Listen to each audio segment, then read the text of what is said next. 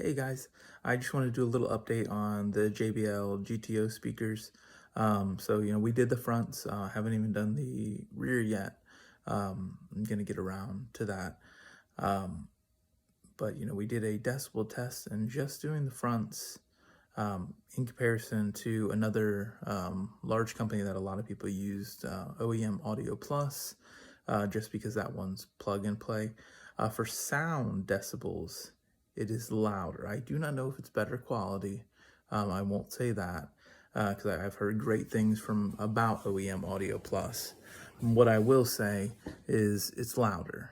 Um, I believe the OEM Audio Plus is, I believe it was 84 decibels.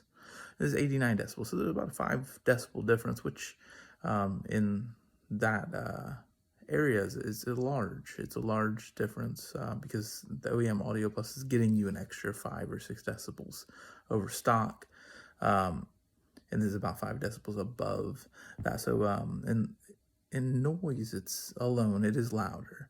There's a lot of bass in the ones that I got, at least.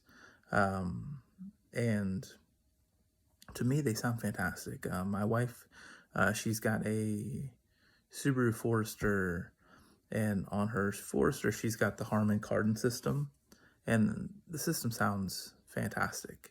The JBL GTO speakers sound just as good, in my opinion, if not better than her system, and it's relatively cheap.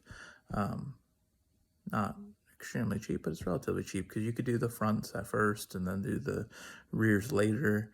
The whole set, the adapters, the brackets, it's about $240.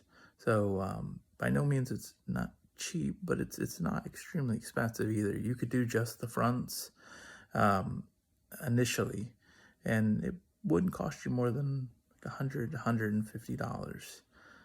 And of course, you could reuse the stock brackets just for ease of use. Using new brackets and new wiring harnesses and not doing any soldering. It's just easier. Not as cost effective, but easier. And that's what I was looking for, is easy.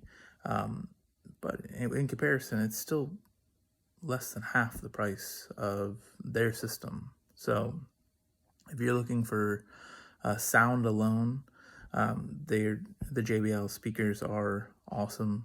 I've listed the links, and you can click and buy those links